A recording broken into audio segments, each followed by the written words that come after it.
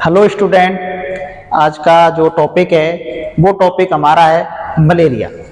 Malaria आज हम malaria disease के बारे में पढ़ेंगे कि मलेरिया किस तरीका से फैलता है, मलेरिया को कौन फैलाता है, मलेरिया के क्या साइन और सिम्टम होते हैं और मलेरिया की किस प्रकार से हम प्रोफाइलैक्सिस करते हैं या किस प्रकार से इसका हम ट्रीटमेंट करते हैं। देखिए, मलेरिया जो डिजीज है या मलेरिया के बारे में हम पढ़ते हैं तो मलेरिया एक प्रोटोजोअल डिजीज है। मलेरिया एक प्रोटोजोअल डिजीज है। प्रोटोजोअल डिजीज है। देखिए, जो मलेरिया फैलता है, मलेरिया के बारे में एक अवधारणा है कि मलेरिया डिजीज जो फैलती है वह हमारी एक मेल एयर के द्वारा फैलती है, या मतलब हम कहते हैं कि जहां हम गंदा स्थान होता है या यहाँ पर कहीं जो पानी रुका हुआ होता है वहां पर जाने से मलेरिया फैलता है हमें। लेकिन मलेरिया की अगर हम थ्योरी पढ़ें तो हम पहले थ्योरी पढ़ते हैं तो इसमें हम देखते हैं कि मलेरिया एक प्रोटोजोअल डिजीज है और इस प्रोटोजोअल डिजीज को फैलाने के लिए एक वेक्टर की आवश्यकता होती है। एक वेक्टर की आवश्यकता होती है। देखिए, मलेरिया एक प्रोटोजोअल डिजीज है और इसको एक प्रोटोजोआ से ह्यूमन बींग्स में ले जाने के लिए एक वेक्टर की आवश्यकता पड़ती है और वो वेक्टर होता है एक मॉस्क्यूटो। मॉस्क्यूटो एक वेक्टर है जिसे हम फीमेल एनोफ्लीज के नाम से जानते हैं। एक वेक्टर होता है जिसे हम एक फीमेल एनोफ्लीज के नाम से जानते हैं। यह मॉस्क्यूटो आपके प्रोटोजोअल डिजीज को, आपकी प्रोटोजोअल डिजीज जो मलेरिया है उसको ह्यूमन बीइंग में लाने का काम करता है। देखिए, जो ये प्रोटोजोआ होता है इसकी काफी सारी स्पीसीज पाई जाती हैं जो हमारे ह्यूमन बीइंग में मलेरिया को इफेक्ट करता है। देखिए, प्रोटोजोआ की हमारे शरीर में मलेरिया करने वाली प्रोटोजोआ की 4 प्रकार की स्पीसीज पाई जाती है। देखिए, पहली स्पीसीज जो है प्लाज्मोडियम बाइवैक्स, दूसरी स्पीसीज प्लाज्मोडियम ओवेल, तीसरी स्पीसीज प्लाज्मोडियम फैल्सीफेरम, चौथी प्लाज्मोडियम मलेरी। देखिए, ये 4 प्रकार की स्पीसीज जो प्रोटोजोअल होती हैं वो हमारे ह्यूमंस बीइंग में मलेरिया लाने का कार्य करते हैं। देखिए, जो 4 प्रकार के जो प्रोटोजोआ है, जो प्लाज्मोडियम है, वो 4 स्पीसीज इस प्रकार हैं कि प्लाज्मोडियम बाइवैक्स, प्लाज्मोडियम ओवेल और प्लाज्मोडियम फैल्सीफेरम और प्लाज्मोडियम मलेरी। ये चारों प्रोटोजोआ हैं। जो प्लाज्मोडियम है ये हमारे मॉस्क्यूटो फीमेल एनाफ्लीज के द्वारा ह्यूमन बीइंग में मलेरिया कॉज करते हैं। देखिए, जो मलेरिया डिजीज है जिनमें से प्लाज्मोडियम की सबसे खतरनाक जो डेंजरस स्पीसीज होती है वो होती है प्लाज्मोडियम फैल्सीफेरम। देखिए, ये प्लाज्मोडियम फैल्सीफेरम जो होती है और प्लाज्मोडियम बाइवैक्स, ये दोनों डिजीजें ह्यूमन बीइंग में होती हैं और ये इंडिया में कॉमन रूप से मलेरिया मनुष्यों में मलेरिया उत्पन्न करती हैं। जिनमें से सबसे जो डेंजरस स्पीसीज होती है वो होती है फैल्सीफेरम। देखिए, अब आगे एक इसकी एक थ्योरी है कि जो आपका मलेरिया है, अब मलेरिया के बारे में पहले इतना नॉलेज नहीं था, लेकिन एक साइंटिस्ट थे लेवेरॉन। इन साइंटिस्ट ने मलेरिया के बारे में पता लगाया, उन्होंने एक थ्योरी दी, उन्होंने एक डिस्कवरी की उन्होंने डिस्कवरी में बताया कि जो मलेरिया डिजीज है, जो मलेरिया डिजीज है वह आपकी एक प्लाज्मोडियम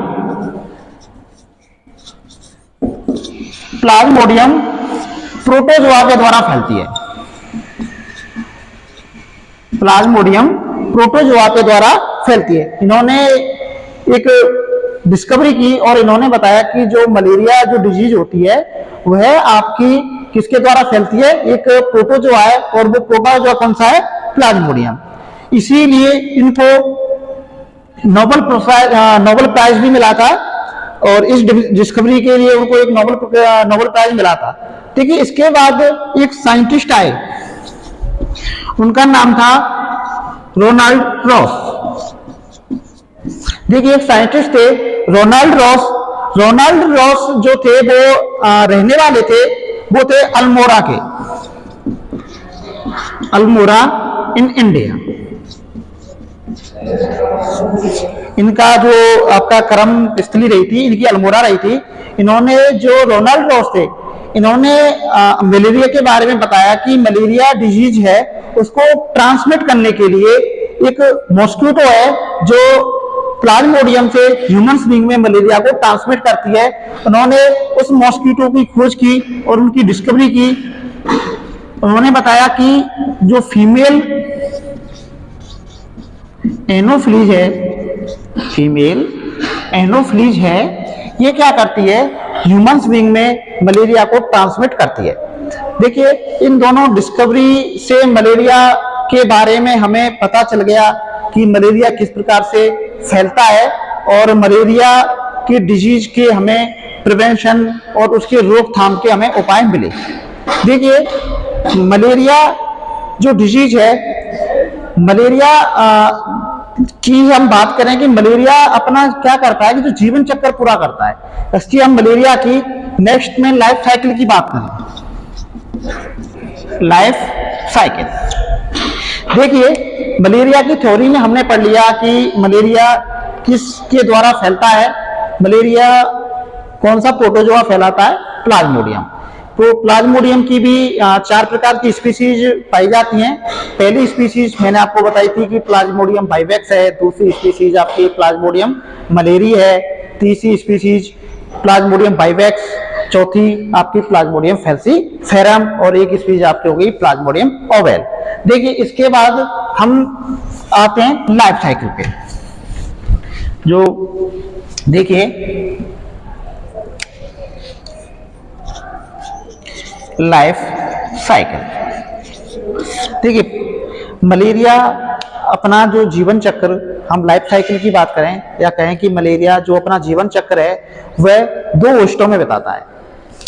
मलेरिया अपना जीवन 2 वेस्ट में कंप्लीट करता है।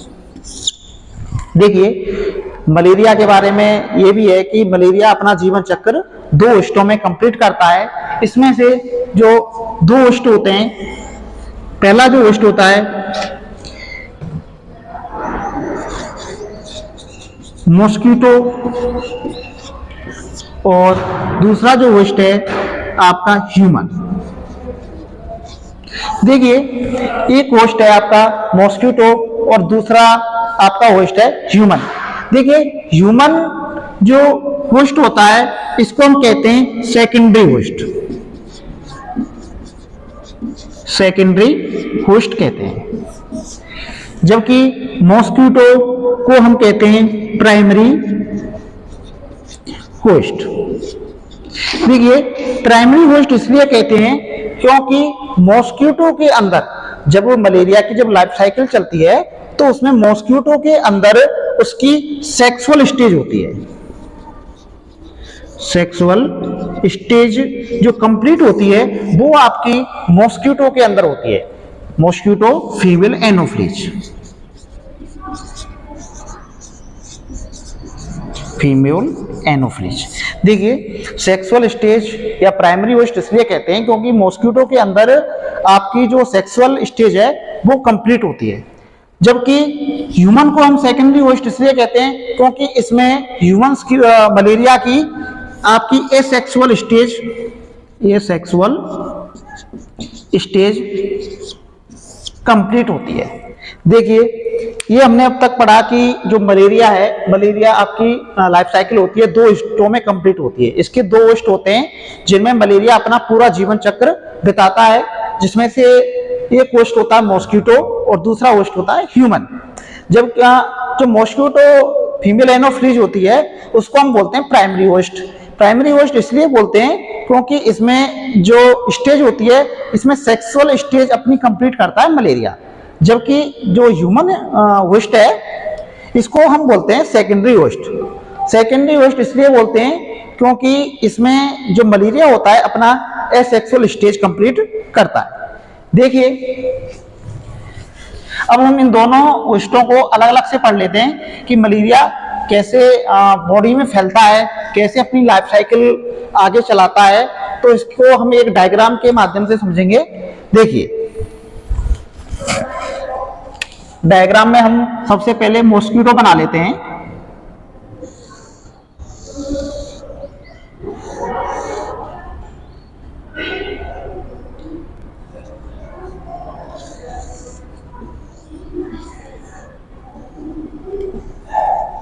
ये आपका मॉस्किटो हो गया।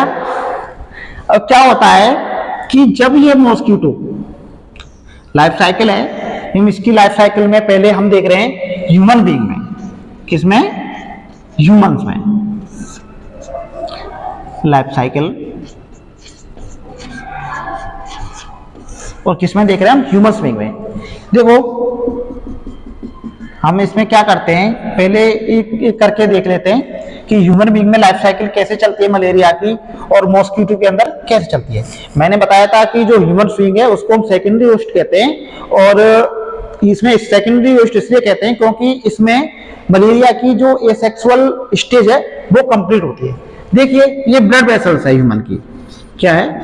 Blood vessels. ये है आपका मॉस्किटो।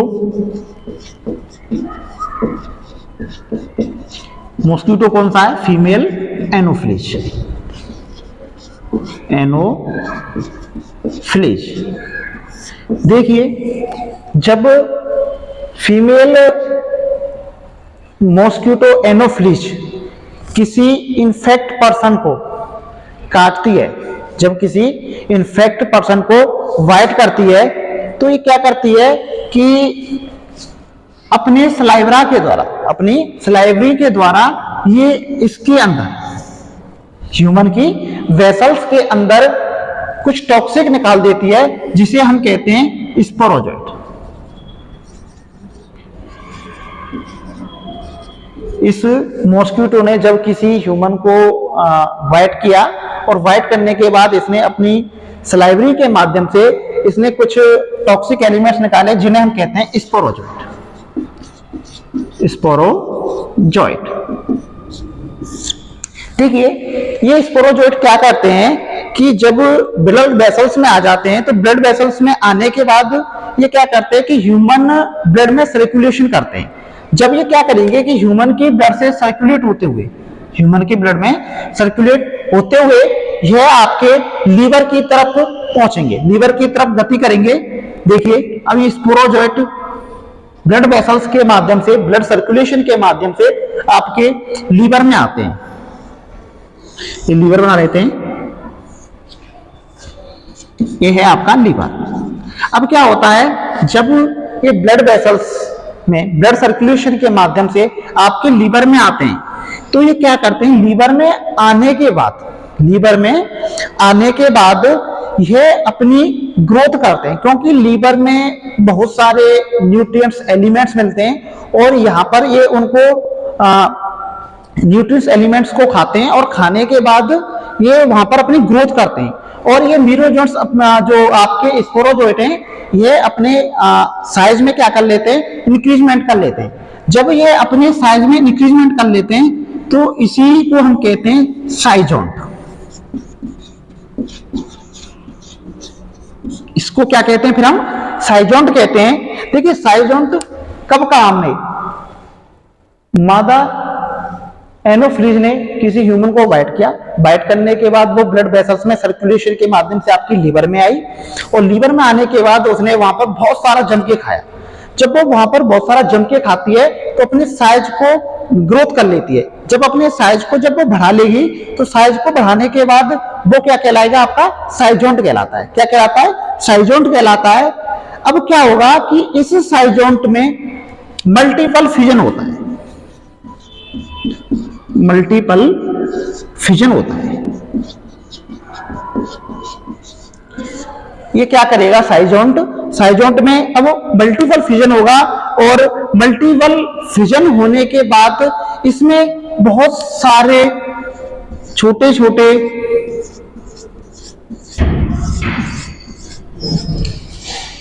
क्या बनेंगे? मीरोजॉइंट्स बनेंगे, मीरोजॉइंट बनेंगे। देखिए ये मीरोजॉइंट कब बने? जब आपके ब्लड वेसल से आपके स्पोरोजॉइंट आए लीवर में, स्पोरोजॉइंट ने क्या किया? अपनी ग्रोथ की, और ग्रोथ करने के बाद इनमें क्या हुआ? मल्टीपल फ्यूजन हुआ, और मल्टीपल फ्यूजन होने के बाद ये छोटे छोटे मीरोजॉइंट्स में बदल गए। क्या कहलाए? अब ये मीरोजॉइंट्स कहलाए। देखिए मीरोजॉइंट्स कहलाए तो यहां तक की जो कंडीशन है, यहां तक की जो स्टेज है आपके ब्लड वेसल से और लीवर तक की जो स्टेज थी, ये कहलाई थी आपकी pre erythrocytic schizogony, pre erythrocytic schizogony. Pre erythrocytic schizogony क्यों कहते हैं? क्योंकि यह आपकी जो स्टेज चल रही है वह आपकी आरबीसी से पहले की स्टेज है। आपके लीवर में जो कंप्लीट हो रही है वह आपकी कौन सी स्टेज है? आपकी प्री एरिथ्रोसाइटिक सीजोगोनी स्टेज है। अब क्या होता है, जब लीवर में साइजोंट मल्टीपल फिजन कर लेता है, और मल्टीपल फिजन करने के बाद इसमें बहुत सारे मीरोजॉइंट्स के कण बन जाते हैं। अब क्या होता है, यह मीरोजॉइंट्स आपकी लीवर की, ये मीरोजॉइंट्स मल्टीपल फिजन के द्वारा बने। अब ये क्या करेंगे? मीरोजॉइंट्स आपके लीवर की हेपेटोसाइटिक सेल को, मैं यहां लिख देता हूं, हेपेटोसाइटिक सेल या आपकी लीवर सेल, ये मीरोजॉइंट्स क्या करेंगे? जब बहुत सारी संख्या में बन जाएंगे तो ये क्या करेंगे कि आपकी जो लीवर की सेल है उनको खाएंगे, और जब उनको खाएंगे तो क्या करेंगे कि वहां पर दबाव प्रेशर ज्यादा बन जाएगा, और ये वहां से रप्चर करते हुए, लीवर को रप्चर करते हुए कुछ मीरोजॉइंट्स क्या होंगे? बाहर निकलेंगे, आपके बाहर निकलेंगे। आपके किस में आएंगे? दोबारा से ब्लड सर्कुलेशन में आएंगे। ये आपके मीरोजॉइंट्स हैं, इन्होंने आपके लीवर को डैमेज किया, और लीवर को डैमेज करने के बाद ये आपके ब्लड सर्कुलेशन में आए, और ये अब डायरेक्ट पहुंचते हैं आपकी आरबीसी में। मैं यहां आरबीसी बना देता हूं, ये आपकी आरबीसी है। क्या है ये? आरबीसी। देखिए जब लीवर को डैमेज किया, वहां की हेपेटोसाइट सेलों को डैमेज किया, और कुछ मीरोजॉइंट्स लीवर को फाड़ते हुए कहां पर आएंगे? आपकी आरबीसी में आएंगे। अब क्या होगा कि जब ये आरबीसी में आएंगे तो यहां पर आने के बाद यह अपना चेंजेस करेंगे, अपनी साइज में क्या करेंगे? चेंज करेंगे। क्यों? क्योंकि आरबीसी में आने के बाद ये क्या करेंगे कि आरबीसी के अंदर जो हीमोग्लोबिन है, आरबीसी के अंदर जो हीमोग्लोबिन है उसको खाएंगे। देखिए मैं एक दूसरा चित्र बना देता हूं, यहां पे ही ये आपका आरबीसी बन गया दूसरा। अब क्या होगा कि जब इसमें ये मीरोजॉइंट्स हो गया, मीरोजॉइंट हो गया, ये क्या करेगा? मीरोजॉइंट इस आरबीसी के हीमोग्लोबिन को खाएगा।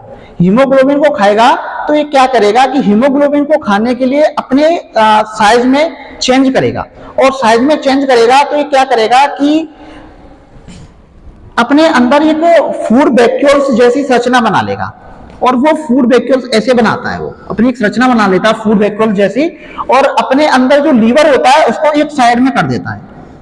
मीरोजॉइंट के अंदर जो न्यूक्लियस होता है उसको एक साइड में कर देगा, और अपने शरीर के अंदर एक फूड वैक्यूल्स के लिए एक संरचना बना लेता है रिंग टाइप की।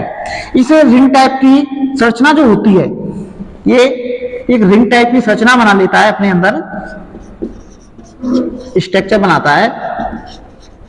इसको बोलते हैं ट्रोपोजोइट स्टेज, ट्रोपोजोइट बोलते हैं इसको। क्या बोलते हैं? ट्रोपोजोइट कहते हैं कि जब आपके मीरोजोइट्स लीवर को डैमेज करते हुए आपके आरबीसी में आए, और आरबीसी में आने के बाद इसने अपने आकार में, अपने साइज में चेंज किया, और साइज में चेंज किया तो इसने क्या किया कि आरबीसी के अंदर जो हीमोग्लोबिन है, उस हीमोग्लोबिन को डैमेज किया, उसको खाया, और उसको खाने के लिए इसने अपने अंदर एक रिंग लाइक स्ट्रक्चर बनाई, जिसे हमने कहा था ट्रोपोजोइट्स। देखो, इसमें आरबीसी में आने के बाद हम कहते हैं कि जो मीरोजोइट्स होते हैं वो अपना साइज चेंज करते हैं। देखिए, साइज चेंज करने का एक कारण ये भी है कि जो मीरोजोइट्स होते हैं वो क्या करते हैं कि आपकी बॉडी की एंटीबॉडी से बचने के लिए, आपकी बॉडी की एंटीबॉडी से बचने के लिए अपने साइज को चेंज कर लेते हैं। देखिए, जब ये साइज को चेंज कर लेते हैं तो ये क्या कहलाती है? फिर स्टेज कहलाती है ट्रोपोजोइट। और अब ये स्टेज चलेगी आपकी, अब ये स्टेज कहलाएगी आपकी एरिथ्रोसाइटिक, एरिथ्रोसाइटिक साइजोगोनी, साइजोगोनी। देखिए क्यों? क्योंकि अब जो प्रक्रिया हो रही है वो आपके कहां पर हो रही है? लीवर में। अब लीवर में, सॉरी, आपके आरबीसी के अंदर हो रही है, क्योंकि अब इससे पहले जो लीवर में चली थी तब उसको हमने क्या कहा था? Pre erythrocytic schizogony. अब जो प्रक्रिया जो चल रही है, अब आपके मीरोजोइट्स कहां पर आ गए? आपकी आरबीसी में आ गए। आरबीसी में आए, आरबीसी में उन्होंने अपने साइज को चेंज किया, और उन्होंने उस हीमोग्लोबिन की ग्लोबुल प्रोटीन को खाने के लिए उन्होंने फूड वैक्यूल संरचना बनाई, और अब ये आपका जो मीरोजोइट्स है ऐसा लग रहा है जैसे एक रिंग शेप का है, इसलिए इसको हमने कह दिया ट्रोपोजोइट स्टेज कहती है। अब देखिए क्या होता है कि अब ये अपनी साइज को चेंज करता है, और साइज को चेंज करेगा, और ये क्या करेगा? यहाँ पर मल्टीपल फिजन करता है। आरबीसी के अंदर क्या करता है? मल्टीपल फिजन करता है। मल्टीपल फिजन करेगा, अपनी संख्या को बढ़ाएगा, और ये क्या करेगा? आरबीसी को खाने लगेगा। आरबीसी के अंदर आपका जो हीमोग्लोबिन है उसको खाएगा। तो क्या करेगा? जब ये आरबीसी को खाता है, या आरबीसी के अंदर हीमोग्लोबिन को खाता है, तो हीमोग्लोबिन के रप्चर के कारण, हीमोग्लोबिन के रप्चर के कारण आरबीसी के अंदर, आरबीसी के अंदर, देखो मैंने आरबीसी बनाई, और यहाँ पे मैं ये छोटे छोटे मीरोजोइट्स बना देता हूं। देखो, ये गोल टाइप के आपके मीरोजोइट हैं, और यह आपके जो डॉट्स हैं बिल्कुल गहरे कलर के, यह आपके, इन्होंने क्या किया कि यहाँ पर हीमोग्लोबिन को खाया, और हीमोग्लोबिन को खाने के बाद जो हीमोग्लोबिन का रप्चर बना, तो इन्होंने यहाँ पर एक टॉक्सिक सब्सटेंस बनाया, जिसे हम कहते हैं हीमोजोइंट, हीमोजोइट, हीमोजोइंट कहते हैं। देखिए, ये हीमोजोइंट के, जब हीमोजोइंट बन जाता है तो ये क्या कहता है कि ये हीमोजोइंट, अब ये आपके मीरोजोइंट से क्या करेंगे? इस आरबीसी को फाड़ेंगे, इसको रप्चर करेंगे, और उसको फाड़ते हुए आपके पूरे ब्लड वेसल्स में मिल जाएंगे, आपके पूरे ब्लड वेसल्स में मिल जाएंगे। देखिए, जब ब्लड वेसल्स में जब मिलते हैं तो मीरोजोइंट्स के साथ साथ आपकी आरबीसी में हीमोग्लोबिन के रप्चर से एक टॉक्सिक सब्सटेंस बनता है, हीमोजोइंट्स। क्या बनता है? हीमोजोइंट्स। ये हीमोजोइंट्स कण जब आपके मीरोजोइंट के साथ ब्लड वेसल्स में आता है, तो इसी समय व्यक्ति को क्या लगती है? ठंड लगती है, मतलब व्यक्ति को सीवरिंग होने लग जाती है, उसको कपकपी स्टार्ट हो जाती है। तो ये यहाँ पर आते आते व्यक्ति के साइन और सिम्टम प्रोड्यूस होने लग जाते हैं। ये हीमोजोइंट के कण ही होते हैं जो व्यक्ति के अंदर क्या करते हैं? ठंड या कपकपी उत्पन्न करते हैं। देखिए, जब न्यूरोजोइंट्स आपकी आरबीसी को फाड़ते हुए कहां पे आ गए? ब्लड वेसल्स में आ गए। अब ये क्या होगा? मैं इधर बना देता हूं, थोड़ा सा आएगा नहीं, यहां से स्टार्ट करते हैं।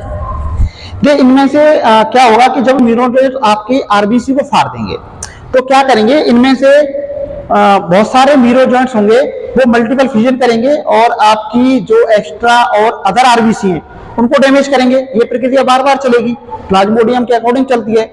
इसमें क्या होगा कि अब इसमें से कुछ न्यूरोजॉइंट्स क्या करेंगे, अपने आकार में चेंज करेंगे। कुछ न्यूरोजॉइंट्स तो क्या कर लेंगे, मल्टीपल फ्यूजन करेंगे और मल्टीपल फ्यूजन करने के बाद आपकी जो अदर आरबीसी हैं उनको खाएंगे। इनमें से कुछ न्यूरोजॉइंट्स होंगे वो अपने आकार में चेंज करते हैं। तो इनमें से जो न्यूरोजॉइंट्स बनते हैं, एक छोटा न्यूरोजॉइंट्स बनता है और एक बड़ा न्यूरोजॉइंट्स बनता है। देखिए, इनमें से जो छोटा वाला न्यूरोजॉइंट्स होता है उसको बोलते हैं हम माइक्रो गैमेटोसाइट, जबकि आपका जो बड़ा वाला न्यूरोजॉइंट्स बनता है इसको कहते हैं हम मैक्रो या मेगा गैमेटोसाइट।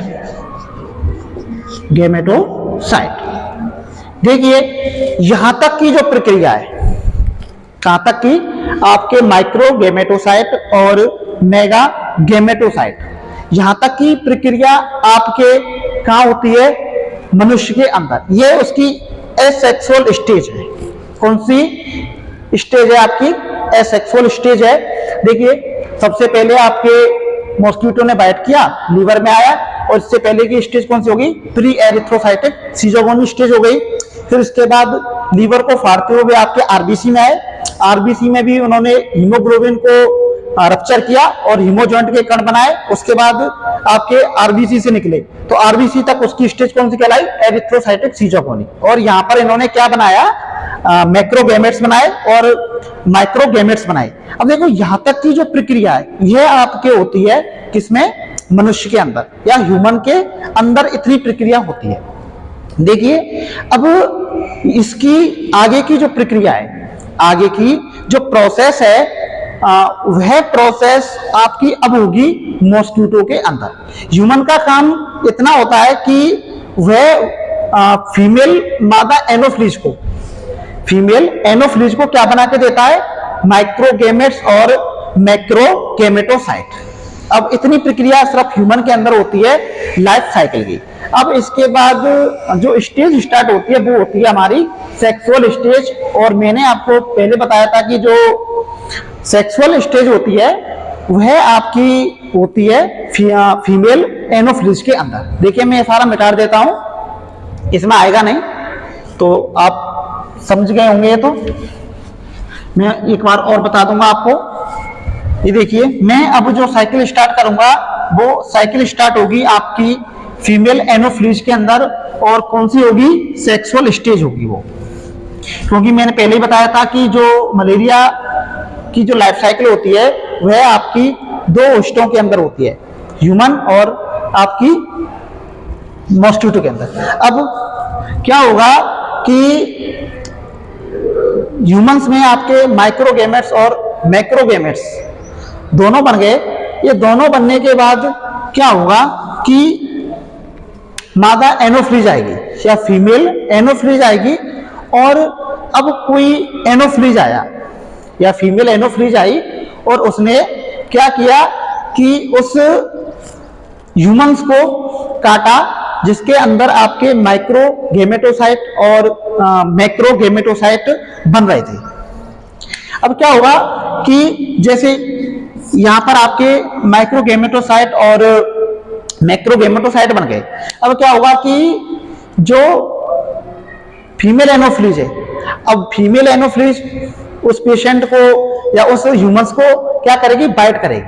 जब बाइट करेगी तो क्या करेगी? जब वो उसको सक कर रही होगी, उसके ब्लड को, जब ब्लड को सक करेगी तो क्या करेगी कि इसमें से मनुष्य के ह्यूमन बीइंग के ब्लड में से वो अपने अंदर माइक्रोगैमेट्स और माइक्रोगैमेट और मेगा गैमेट को क्या कर लेगी? सक कर लेगी। मेगा गैमेटोसाइट को क्या कर लेगी?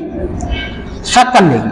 अब क्या होगा कि जब ये माइक्रोगैमेटोसाइट और मेगा गैमेटोसाइट है, अब ये क्या होंगे कि उस फीमेल मॉस्किटो की गट में चले जाते हैं, उसके स्टमक में चले जाते हैं, सलाइवरी ग्लैंड्स के द्वारा, उसकी सलाइवरी के द्वारा इस जो ब्लड के ह्यूमन में आपके माइक्रोगैमेट और मेगा गैमेटोसाइट बने, ये अब क्या हुआ कि मॉस्किटो के गट में चले गए।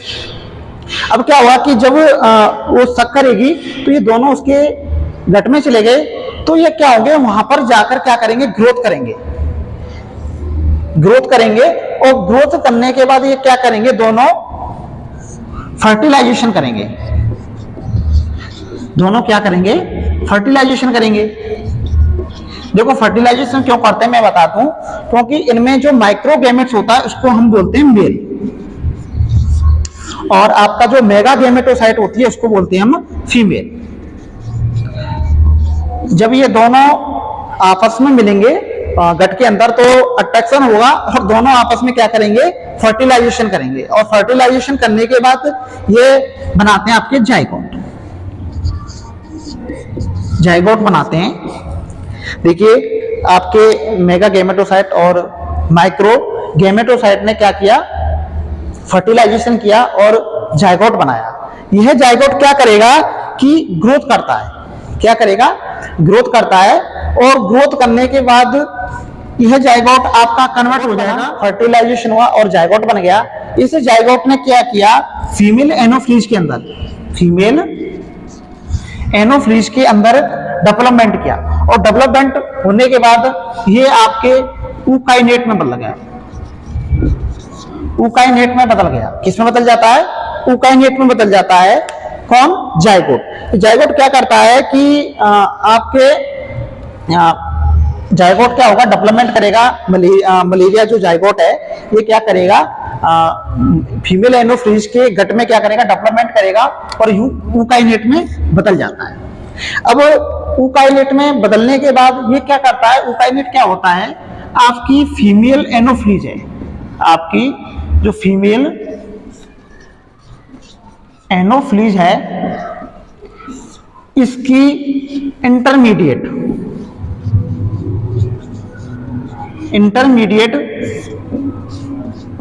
इंटेस्टाइन, ये यूकाइनेट क्या करेगा, डेवलपमेंट करता हुआ आपकी फीमेल एनोफ्लीज के इंटरमीडिएट इंटेस्टाइन में चला जाएगा, और वहां पर क्या करेगा, अब ये इसको जब इंटरमीडिएट इंटेस्टाइन में चला जाएगा तो ये वहां पर क्या कहलाएगा, अब कहलाएगा ये oocyst। oocyst कहलाता है।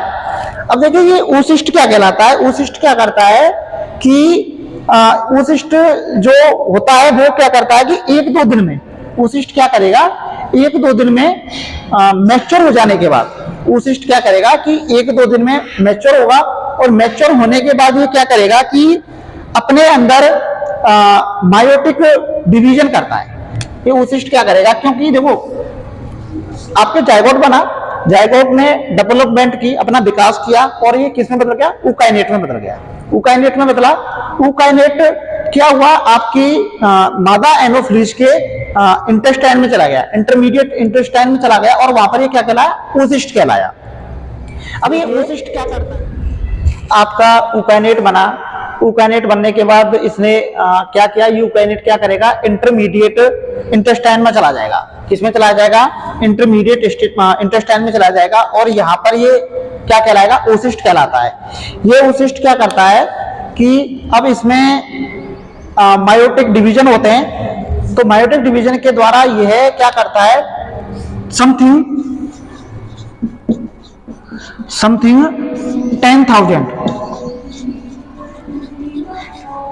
10,000 न्यूक्लियाई बनाता है। ये 10,000 न्यूक्लियाई बनाता है। उस सिस्टम में क्या होता है, मायोटिक डिवीजन होता है, और मायोटिक डिवीजन के द्वारा या क्या करता है, ये आपके अपनी बॉडी में क्या बना लेता है कि 10,000 न्यूक्लियाई बना लेता है। ये 10,000 जो न्यूक्लियाई बनते हैं, ये क्या करते हैं कि सारे न्यूक्लियाई क्या होंगे कि अलग अलग लोब्स में कन्वर्ट हो जाते हैं। ये सारे न्यूक्लियाई क्या होंगे, सिकल लोब्स में, या मतलब हंसिए के आकार के लोब्स बना लेंगे सारे न्यूक्लियाई, और ये न्यूक्लियाई क्या करेंगे, आगे चल के स्पोरोजोइट में कन्वर्ट हो जाते हैं। ये न्यूक्लियाई क्या होंगे, आगे चल के स्पोरोजोइट में कन्वर्ट हो जाते हैं। अब ये स्पोरोजोइट में कन्वर्ट हो गए, और अब ये जो फीमेल एनोफिलीज है, अब वो किसी तीसरे व्यक्ति को काटेगी तो अपने सलाइवरी के द्वारा फिर उसमें स्पोरोजोएट को छोड़ेगी। ये प्रक्रिया बार बार चलती रहती है और इस प्रकार से इसका जो लाइफ साइकिल है वो ऐसे ही चलता रहता है, व्यक्ति से व्यक्ति में मलेरिया फैलता रहता है। यह कोई एक वैसे संक्रामक बीमारी नहीं है कि व्यक्ति को छूने से या व्यक्ति को टच करने से फैलती है। यह एक मलेरिया की जो लाइफ साइकिल है उसके द्वारा फैलती है। अभी स्पोरोजोएट आपके फीमेल में एनोफिलीज के अंदर बने, अब फीमेल एनोफिलीज किसी व्यक्ति को बाइट करेगी, फिर उससे किसी तीसरे व्यक्ति को बाइट करेगी।